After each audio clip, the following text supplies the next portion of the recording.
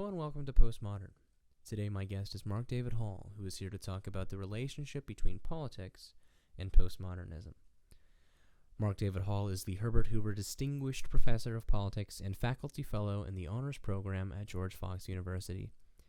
He's also associated faculty at the Center for the Study of Law and Religion at Emory University, and Senior Fellow at Baylor University's Institute for Studies of Religion. He has written, edited, or co-edited a dozen books on religion and politics in America, and is a nationally recognized expert on religious freedom. If you're able, please check out his book called Did America Have a Christian Founding? It answers questions regarding the founding and Christianity, and touches on the issues of religious liberty, church-state relations, First Amendment rights, and the Establishment Clause. So, if you're able, please check that out. Now, on to the interview. Hello and welcome. My name is Tristan Rickert, and I'm here with Mark David Hall. Hello. Hi, how are you doing? I'm all right. How are you? Doing well, thank you. All right. So our goal here is to discuss the relationship between postmodernism and politics. So to do that, I think we have to start with modernism. So what is modernism? In order to define modernism, I want to go back to the days before modernism, which is Christendom. So in Europe, prior to 1600, let's say from 400 to 1600, pretty much everyone in Europe would have identified himself or herself as a Christian. All the intellectuals, all the statesmen were drawing from the Bible, were drawing from Christian theology as they thought about what sort of laws we should have, what sort of governments we should have, and this sort of thing. I'm not saying they always did it correctly, of course, but it was a shared discourse, and no one really deviated from that discourse. Around the year 1600, and of course you can't pinpoint it right there, but around 1600, this phenomenon known as modernism began to arise. Now, moderns didn't just completely abandon Christianity, and so you have some moderns that are thoroughly Christian. The reformers, I would say, are part of the modernity. So Martin Luther, John Calvin, and others. But we do see is a splintering apart of Christendom. Now you have Catholics and Protestants. But you did have some moderns that more or less abandoned the Christian faith or moved pretty quickly away from it. And they wanted to emphasize reason. Reason is key. And we're going to, reason our way to the truth. They did believe in truth, but they thought you knew it best by reason. We have the scientific revolution in this era, so we're going to learn about the physical world through science, through empiricism, and this sort of thing. And you have some thinkers that begin to arise, people like Machiavelli, who is really a thoroughly secular thinker who's thinking rationally about politics and what it would take for a prince to succeed. And so within modernity, you have this commitment to truth, by and large, and yet reason comes more and more, even among thinkers that would still call themselves Christian, it becomes more and more dominant as a shared moral discourse and shared political discourse. So when people are arguing about what sort of political institutions we ought to have, what sort of laws we ought to have, they're making rational and scientific arguments in favor of their favored position. What you talked about there has a lot to do with the Enlightenment. So what were the key aspects of the Enlightenment, and how did that affect politics at that point, especially as seen in the American founding? Sure. Well, I think, first of all, there's multiple Enlightenments, and that's very important to recognize. So you have people like Voltaire, who's a representative of the radical French Enlightenment. People like Voltaire just threw Christianity out the window, and they thought reason alone should be king. The Scottish Enlightenment, on the other hand, many of the people who are best known out of the Scottish Enlightenment are still Christian in some sense. Mm-hmm. They haven't clearly rejected Christianity, but they're thinking in a more rational manner about, say, morality and this sort of thing. In America, the Enlightenment, any of these strands of the Enlightenment, had relatively little influence. Americans were a Protestant people, 98% Protestant, 2% Roman Catholic. A few of them, like Thomas Jefferson, Ben Franklin, came over to Europe, and they imbibed. They drank in the Enlightenment. They became somewhat rationalist Enlightenment thinkers, but they're the exceptions by far and away. So most founders, most statesmen in early America, in the founding era, are still thinking primarily in terms of Christian truths. In the 19th century, the Scottish Enlightenment begins to have more influence, and by the time we get to the 20th century, I think it's fair to say, certainly among intellectuals, Many intellectuals, many statesmen have moved away from Christianity and embrace Enlightenment-like ideas, faith in science, faith in reason, and that sort of thing. What was the end goal of politics in that era? What were they trying to get at?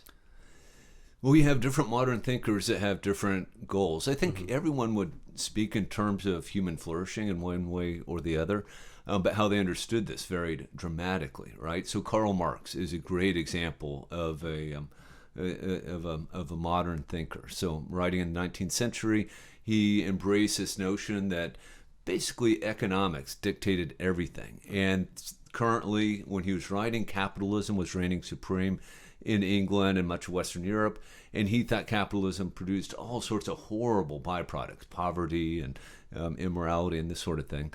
And so what he called for, what he wanted to see is a communist revolution where the communists would overthrow the capitalists and bring about a communist utopia where we would have no private property, where we would share the wealth and that sort of thing. But it just depends. There's all sorts of modern thinkers. I think you can think of fascism as a modern political movement, right? The movement of Mussolini and Hitler, which is really about racial purity, especially for Germany. Let's just wipe out everyone who's not pure, the Jews, the Gypsies, African Americans when he found them and that sort of thing, right? So modernity spawned some just horrific movements, but I should emphasize it also spawned, I think, the progressive movement in America, where you had people who really cared about human suffering, that thought we could eliminate human suffering if we had the right government programs. So let's put government programs in place to educate people, to raise them out of poverty. The modern public school movement that began in the 19th century is probably a good example of a positive modernist reform. So you mentioned Marxism and everything. How do we see Marxism played out in today? Do we still see aspects of it? Yeah, I think some of the tools of Marxism still apply. I think critical race theory is a great example of this. So Marx taught that everything is derived from the economy, and so our notions, say, of private property, of marriage, of what it means to be moral, this all comes from the economy. Now, most critical race theorists don't agree with that. They think race is a driving explanation for why everything occurs in America, why we have the sort of laws we do, why we have the sort of structures we do, why we have the U.S. Senate and this sort of thing. And so that what they want to do is they want to look at this critically and say, okay, these things have come about because of racist ideas. And so what we need to do is we need to tear down these institutions and practices and policies and rebuild them with proper attitudes towards race. Especially in the American founding, you see this emphasis on the individual and individual rights. Do we still... Have we moved away from that today? Do we still see that today? I would maybe challenge that characterization a little bit. Certainly the founders believed in individual natural rights, right to freedom of speech, right to worship God according to dictates of conscience, the right to act upon one's religious conviction. But they also understood that community was very important and that people had duties towards their communities. And certainly that government should pass laws that benefit all people. And so I think some of my friends, my libertarian friends, want to think that the founders were libertarians. They weren't. They thought it was entirely appropriate for governments to pass laws requiring things for the common good, banning vice, rewarding virtue, and that sort of thing. Okay, so what was the end goal? What was the of the American founding? What was that trying to get at in terms of freedom, I suppose? I would say there were multiple end goals, and so you need to think at different levels and different times. Initially, 1776, the founders wanted to break free of what they saw as British tyranny, and as a result of that breaking free, you had 13 independent states. These states decided to work together for certain limited purposes under the Articles of Confederation. This didn't work out all that well at the national level, so they met in Philadelphia and devised a constitution to create a stronger but limited national government that would do relatively few things: national defense, international affairs, a post office, regulation of interstate commerce. But really, the goal of the national government was they were pretty minimalistic. On the other hand, and this is why I said levels are important, the founders believed that the state governments or local communities, city governments, town governments, they might have a much more robust involvement in people's lives, requiring, for instance, parents to educate their children, punishing vices, and that sort of thing. And the end goal, if you had to put it in a brief phrase, would be human flourishing. Do you think that's different today? Yeah, so the main topic, I take it, of our podcast is postmodernism. And so it's important to emphasize that we really have left modernism behind. Yeah. Now, it still has an impact in a variety of ways, and some people remain pretty committed to the principles of the Enlightenment. But I think since at least the 1960s, this notion that there is truth has come under increasing assault, right? So it's like you have your truth, I have my truth, but there's no one thing that we can say is true. And certainly the idea that reason can be a neutral arbiter, that's pretty much gone away in much of academic discourse, right? So the idea that we can sit down and reason ourselves to some truth, to the truth, has gone away. And so these ideas have become, I think they permeate American society in all ways, shapes, and forms. And let me just, I'm sure you've heard this all the time, right? Someone might have a view of abortion and say, well, I think abortion's wrong, but you think it's fine. That's your truth. This is my truth, right? The idea is that we can't really have truth. You like chocolate ice cream, I like vanilla ice cream. Okay, we're different. And so within post-modernity, which I think it's accurate to say we've been in post-modernity since the late 20th and into the 21st century, there is no real shared common discourse, certainly at the national level. Now, of course, you still have plenty of Christians that are perfectly happy to argue for things based on biblical grounds, theological grounds, and we can have excellent, Catholic, a Roman Catholic, a Baptist, and Episcopalian might be able to sit down and have a discussion about what we should do about racism in America today and make biblical arguments, and we can talk with ourselves pretty well. But then when you have a group of atheists over there and we try to sit down and talk with them and want to make biblical arguments, of course, they're just going to reject them, right? They're not going to care at all. They might say, well, the Bible's true for you, but it's not true for us. And then you sit down with a critical race theorist and they're going to say that race drives everything. Right? You sit down, there's still communists around, and they're going to say, no, critical race theorist, you're wrong. Economics drives everything, right? And so we have these different communities of discourse that really are almost incapable of talking to each other. And one of the problems with modern technology is it's really easy for these people to meet on the web, to go to the same websites, to follow the same bloggers, to go to the same podcasts, and hear their views get reinforced more and more and more. And so I think these groups actually get more extreme over time. So small groups that are becoming more extreme in their ideological commitments that really are incapable of talking well with each other. It leads to a very divisive politics, which is what we've seen certainly over the last 20 years at least. Well, and it leads to cancel culture, too, which has been prominent recently. I think that's exactly right. That's a great example of the phenomenon. So I think it's entirely reasonable for communities to come together and say, who are we going to celebrate in our public spaces? Should we have a statue to a Confederate general who broke his oath to the Constitution and fought against the United States of America? And a community might decide, yeah, that's not someone we want to celebrate, and we're going to take the statue down, maybe put it in a museum or something like that. That, I think, is reasonable. But what do we see instead? We see mobs that just on their own authority riot and tear down the statue.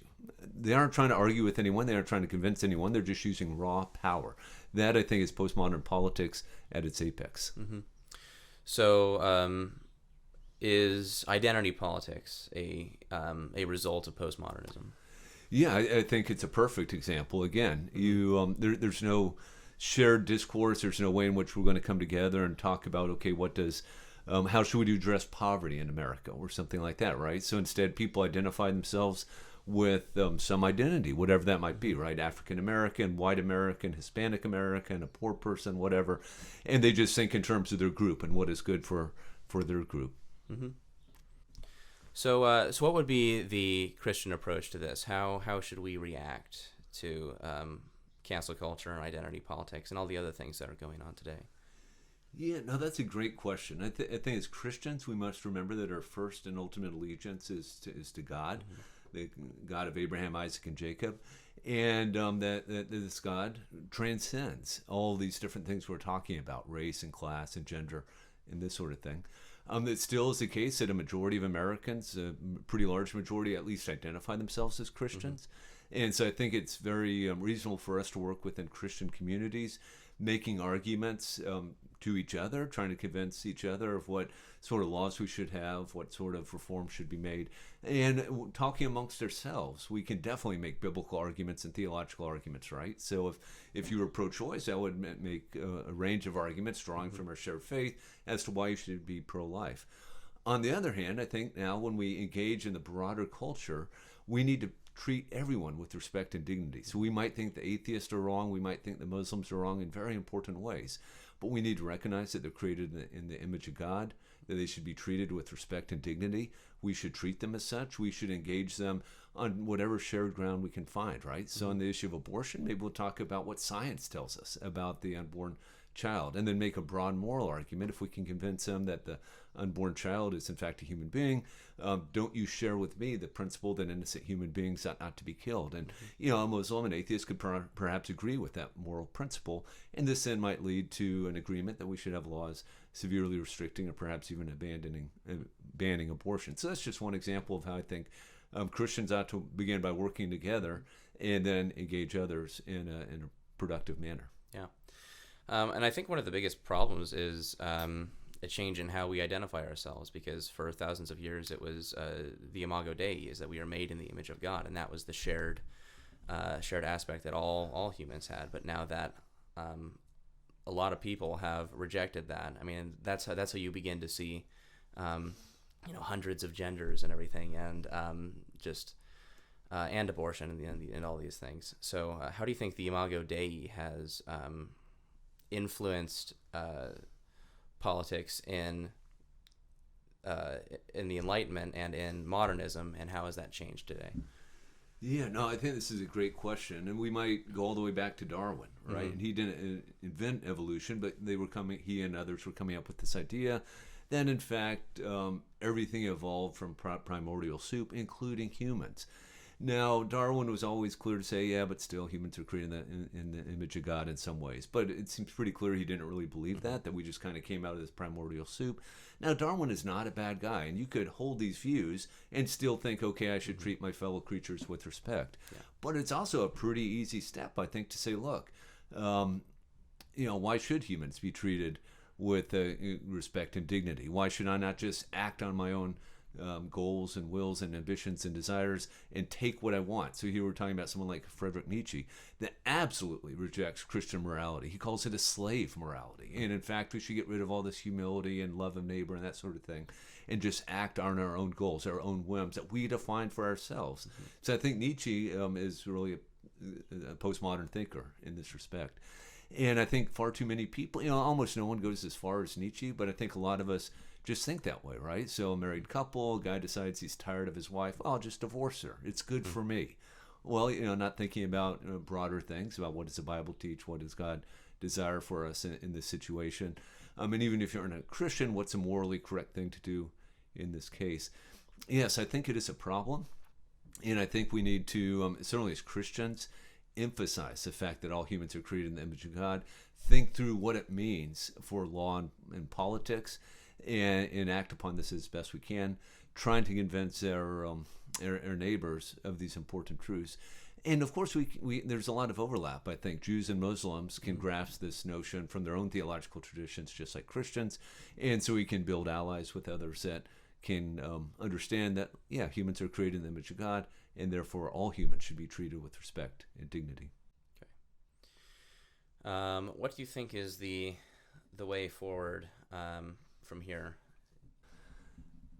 Probably changing hearts and minds is the number one thing, right? That I can't imagine any sort of laws or structural reforms that would change things. As a Christian, I would very much hope that people who are not Christians would become Christians. And so we try to convert people, right? Evangelism.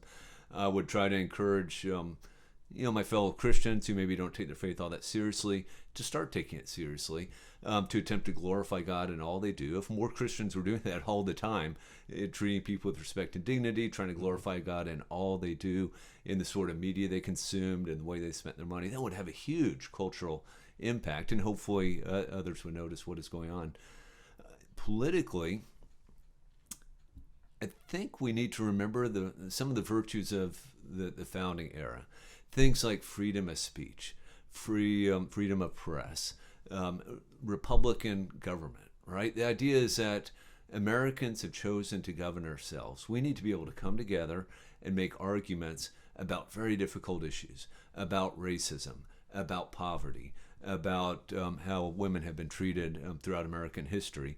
And we need to be able to make a wide range of arguments, and people with unpopular views should be able to make these arguments, and they shouldn't be attacked, they shouldn't be assaulted, they shouldn't be canceled.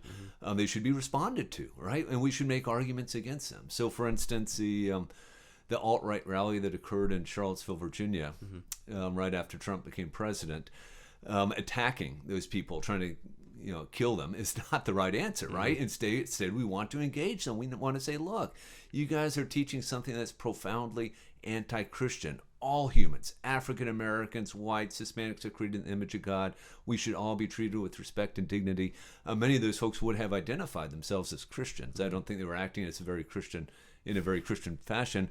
And my guess is, and studies bear this out, most of them probably are not doing the sorts of things that Christians ought to be doing, going to church, reading their Bibles, and that sort of thing. But to the extent to which they at least claim this identity, I would engage them on this level and say, look, you ought not to be saying these hateful things. You ought not to be supporting hateful policies.